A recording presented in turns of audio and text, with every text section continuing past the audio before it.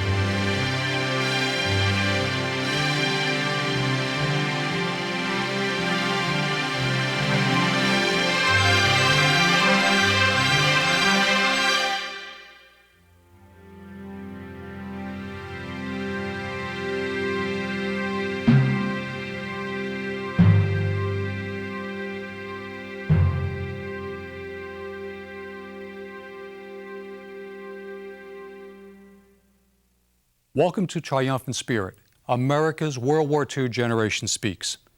This program is a series of broadcasts featuring the stories of a generation that fought and won the Second World War. No matter how they fought the war or where, on the home front or the battlefield, each veteran featured on the program contributed valiantly to a victory that changed the 20th century. Here are their stories in their own words. They are stories of actions and deeds that not only helped shape the outcome of the war, but the very world we live in today. Zack, when growing up before the war as a teenager, were you aware of what was happening in Europe as well as Asia? No, not really. You have to realize this was 60 years ago.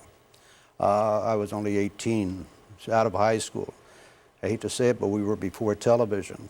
We didn't have the media exposure that you have today. I don't think people were really aware of what was going on. So with that being the case, if you heard people talk about the Japanese and what they were doing, or if you heard about what the Germans were doing, you really had no feelings about what was occurring in Europe or Asia. I was raised in the Depression era up in a small town in Pennsylvania, and I was in quite a Christian background, you know, with my parents and grandparents. And we didn't know bias at that time in any part. So when they started, all of a sudden, these Germans, but we had to fight the Germans. But the Japanese, I could understand the attack coming in.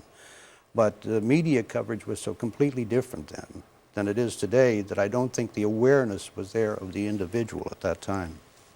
Where were you when the Japanese attacked Pearl Harbor? Well, I graduated in 1941 out of high school.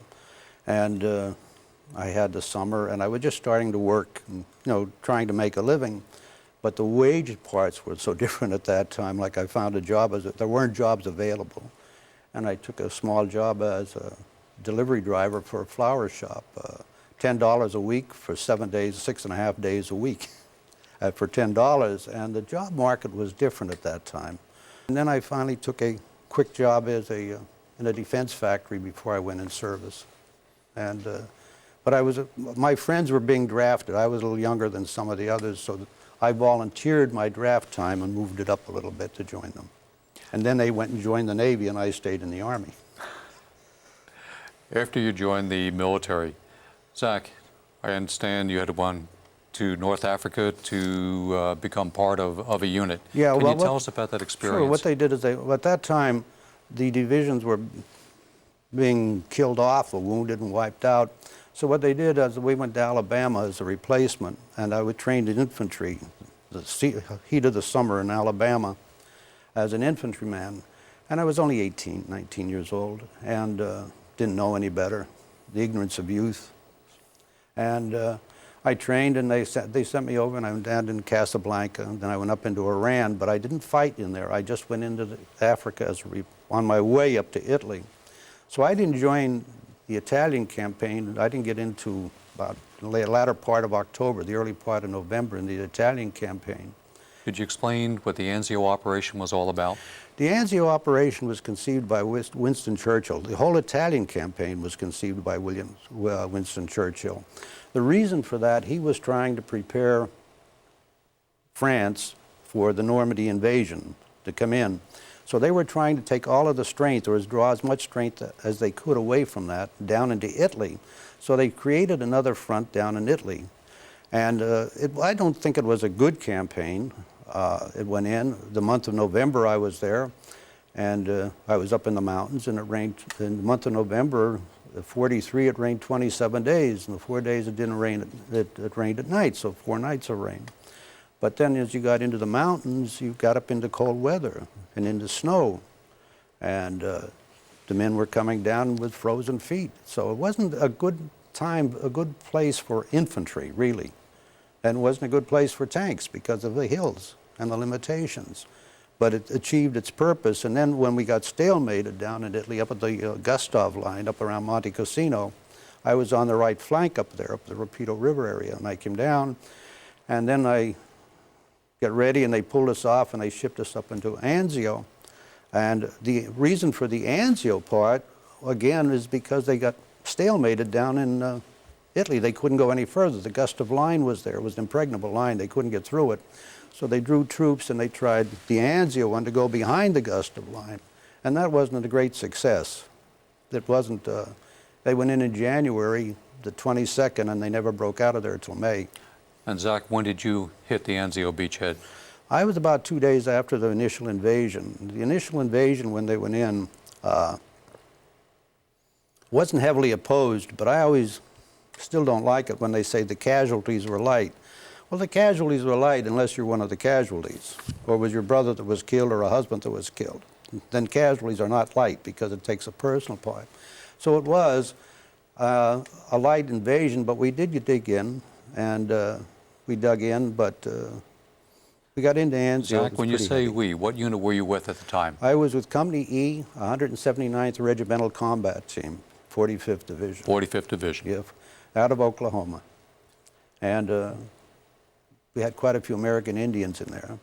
And it was great. We used them on the walkie-talkies at night because the Germans could understand English. So we'd put 2 Indians on, and they talk in their tribe. So it was interesting with them. If you take a look, and you'll see the mud conditions. This is what I said, 27 days of rain, 4 nights of rain. The mud was knee-deep. You couldn't eat in it. You couldn't walk in it. The 4-wheeled vehicles had to be pushed in it. Tanks couldn't go through it. As you got up into the mountains, you were down here, and you started up. Now they went up, and they went up on mule trains. But the Germans had the mule trains zeroed in pretty well.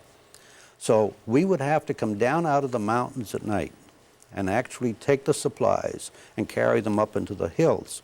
Because the replacements, you'd have a small firefight, you'd have 45% casualties. But we were losing so many men with frozen feet that it was we were losing almost as many men from the cold as we were from artillery coming down out of the mountains. Now this is Anzio. And if you take a look at this, this was January the 22nd, 1944. And it was January weather. Now, if you take a look at January weather, you remember these men are coming in their clothing. They're wet. They have no place to change, and they're going to go into combat. In some instances, they'll walk miles ahead, dig a hole, sleep in the ground, and they'll have no change of clothes whatsoever. The only food they have and water is what they're carrying with them, because infantrymen only carry the water here and here. It was quiet when we went in, but then when we got into what they call the Pontine Marshes. This slide here, I leave in here because it's infantrymen. This is actually D-Day. But the D-Day slide, I used it to let them know, people know what infantrymen carry into battle. If you saw the picture Private Ryan, you saw it. Well, an infantryman carries anywhere from 65 to 100 pounds on his back. They're into combat, sometimes heavy fire, sometimes into wounded. They have to go forward. They have no replacements of anything coming in. I've heard people say who saw Private Ryan, they said, oh, that first 20 minutes I couldn't watch it. Well, I said, how would you like to be in it? And you couldn't leave it. It's another story. If you couldn't stand 20 minutes in a movie, how do you think these men felt in the middle of all of this fire? What was their feelings? Were they frightened? Were they run? Did they salvage? A lot of mixed emotions go into this. It becomes quite a different story. And again, one of my friends said, well, you know, that general made a mistake. He didn't let his men off the beach. Well, he doesn't realize some German generals up there didn't want them to get off that beach. Now, this is the Mussolini Canal, and this is at Anzio. The battle there was on the Pontine Marshes, actually. It's an old marshland. What Mussolini did is he had drained the marshland, and he created farmland, which is important in Italy. He had about 12 to 1,500 farms. I don't know the exact number. And the town of Aprilia, he put industry in there. And the Mussolini Canal was there, and we have troops dug in on this side of it.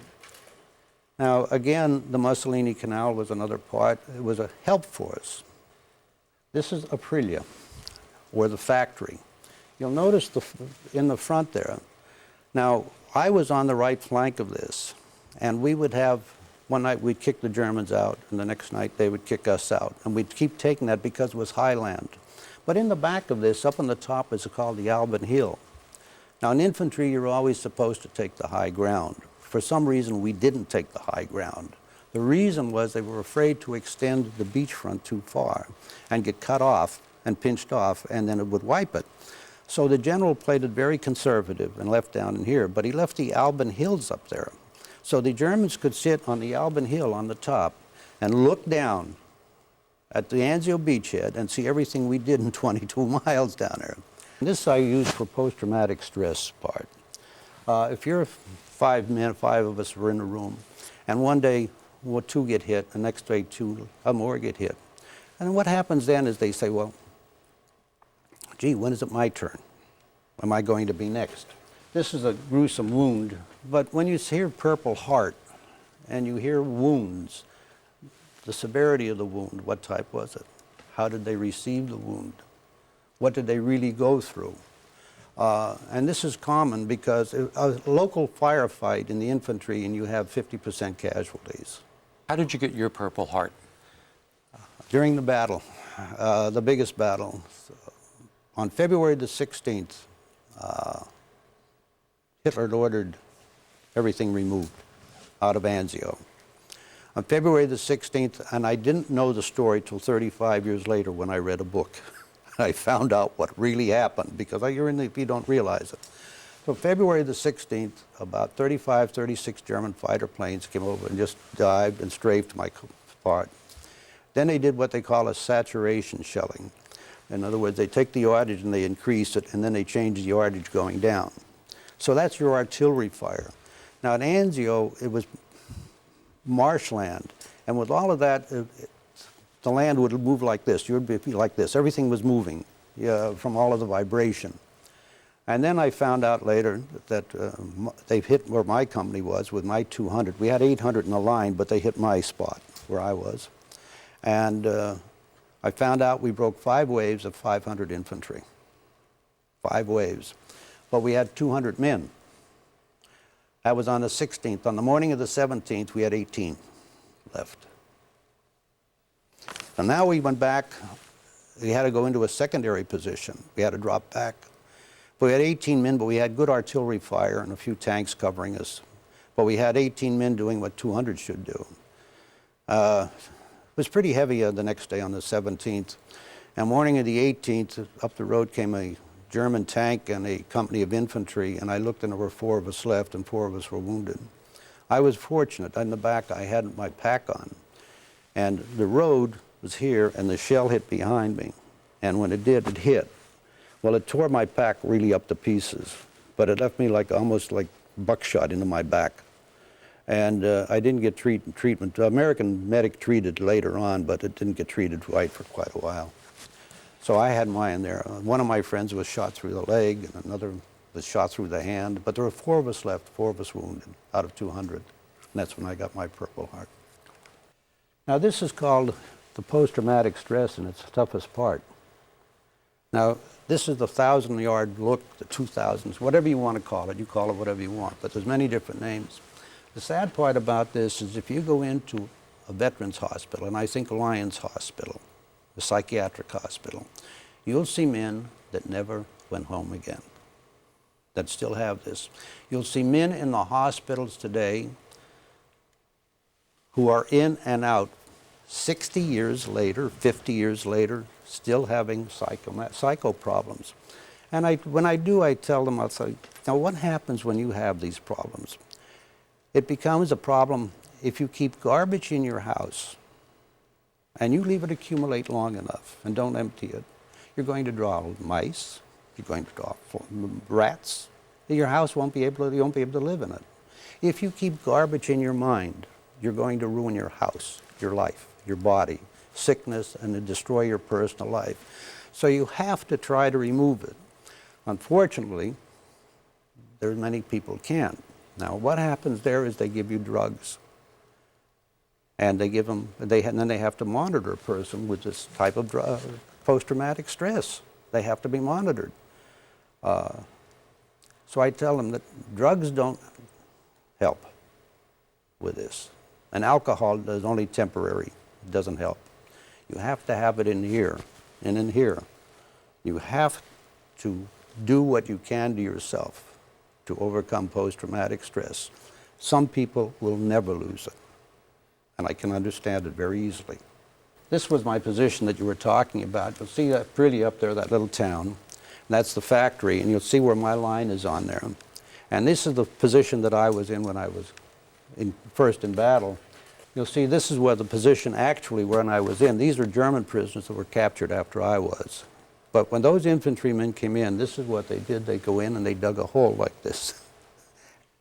Now, these are the Malmedy Massacre. When you're first captured, the most dangerous time is the first 24 hours because you're not back into enemy lines. You're still up in the front. Well, it becomes increasingly hard for a combat infantryman to say, let's take a prisoner. You may say, hey, you just shot my buddies, boom, and they'll kill you. And that happened. That happened on both sides, Americans and Germans, Germans what they call. But when you take a look at this, actually what happened here, these men were lined up and some SS troops came down and just opened up on them, and took them down. And I met one of the survivors of this, and I was telling the story. He said, Zach, you're telling the wrong story. He said, you're telling the Hollywood version, I'll tell you the true story. So now on the next one, you'll see these are American bodies. Now they're numbered here. But the Germans, after they shot them, walked among them and they would kick them with their foot. And if the man was still alive, they would take a pistol and just execute him with a shot to the head. Zach, you were captured in February. In February. Under what circumstances did the capture take place? When I was captured, I was the last of the 200, and they picked me up. Now, when I came back, I had to walk back into another camp, into another part. But anyway, when we got back into there, then it was a transit camp down in Italy. Now, the transit camp was about the pits. Controlled by the Germans? No, it was controlled by the Germans. Italy had already surrendered. But there were no sanitary facilities outside of a bathroom in the floors. We didn't have showers even in there we could use. There was a water pump outside, which was ice cold. So we were completely lice infested. In the barracks there, we slept on straw. I had the same clothes on 6 months, no showers. We had no toothbrushes, no toothpaste, nothing to clean with. So the sanitary conditions in the camp alone were unbelievable. Now, if I go to the next one, anyway, we went up. Now, when we got into the boxcars, if you can imagine, I just wrote a piece on this for somebody, for another part. All of these men had not had a shower in all of these months. They all had gastrointestinal problems, and they put us in a boxcar. Now, in the boxcar, in the middle of the floor, was a man-sized litter box with a lid on it. The ventilation was one small part. In the morning, they gave us some water, a little piece of black bread. We went up into Germany, from Italy through the Brenner Pass up into Stalag 7A in Moosburg. Now, Moosburg was a collecting point. But all of these men, we got into Munich and the rail yards, and they left us there 2 nights in the rail yards, in the boxcars, and the British would bomb at night. The story was that Hitler wanted to eliminate the men. He couldn't afford to feed them. And he was hoping propaganda purposes that we were killed by Allied flyers. So anyway, we got to Stalag 7A. Now, Stalag 7A was a collecting point for prisoners of war. One part was British, one part was French, another part Russian. And we were heavy laced. And I've been on this. What they did is they came in, and when we arrived, we had trouble even walking into the camp. We were under a severe malnutrition. They shaved your hair off your head, your eyebrows, privates, every hair off your body. I had my first shower in over 6 months. And they cleaned my clothes, but they gave me the clothes back with the dead lice in them. And then I received what they call a Red Cross parcel, which is the first outside of the German diet that I'd had. And I'll explain the German diet to you. I had this diet for well over the 100 days. In the morning was a cup of black coffee, artificial coffee, no milk, no sugar. Lunch was a piece of black bread between 4, 5, 6 to 8 men, depending on the supply. You'd take a loaf of bread to 4 men, and when you did, you'd put the bread here, and you'd cut. And the cutter always took last choice. Measured the bread exactly. Dinner was a cup of watery soup. Now, what happens with a diet like this? It's well recorded that you lose up to 100 pounds in 100 days.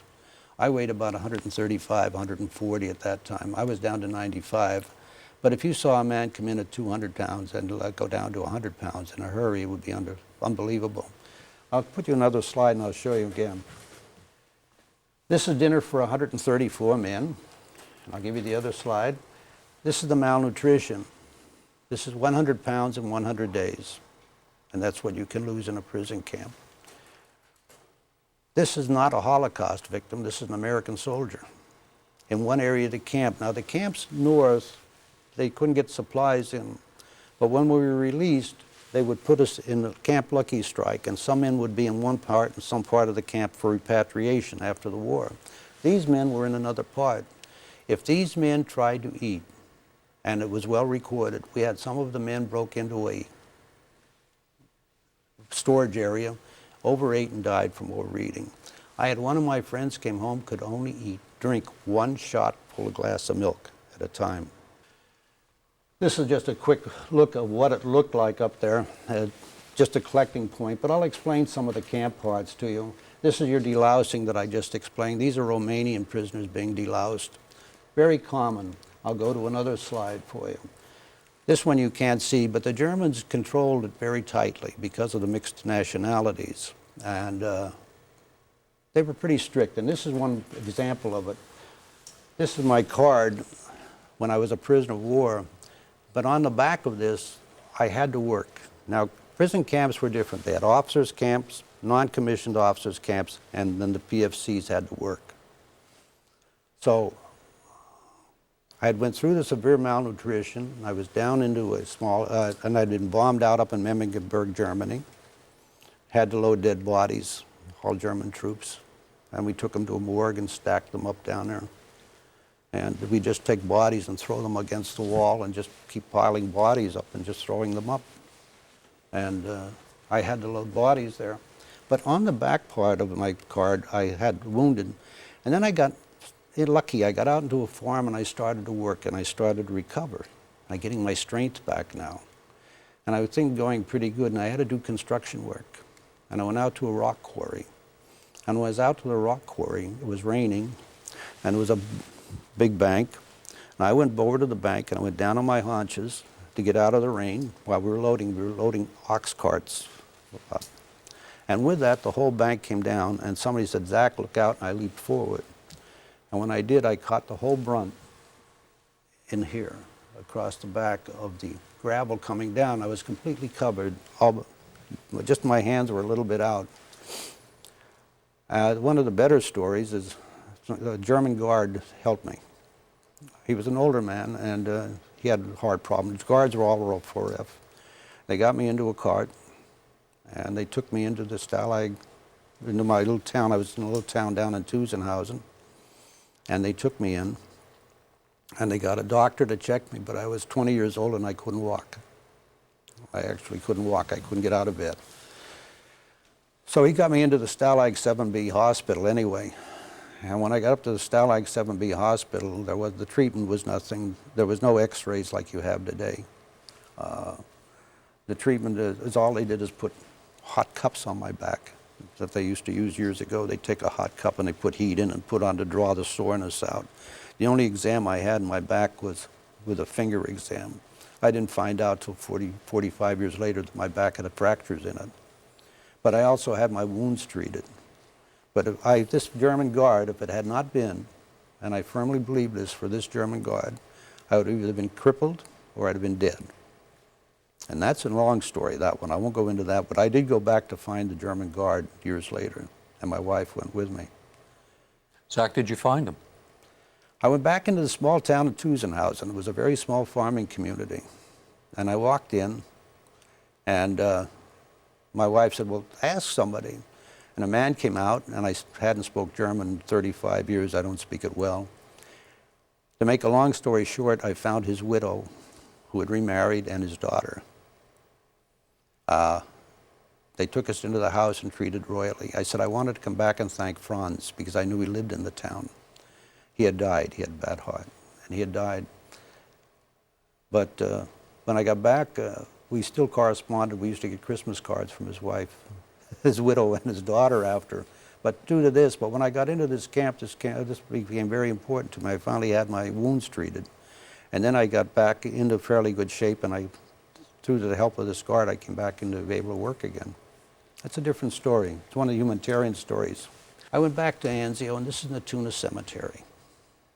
And I went back, and I looked down at all of the ages, 19, 20, 21 years old.